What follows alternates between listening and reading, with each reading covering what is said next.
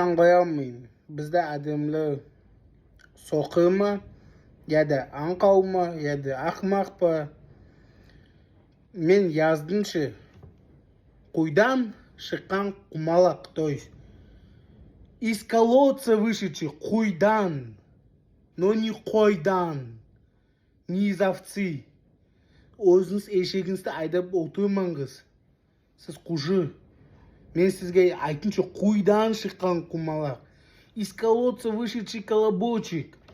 Сіздің тіліңізде құмалақ деген, боқ деген сөз болса, менің күнәм не бар? Өзіңіз ойлап қараңыз.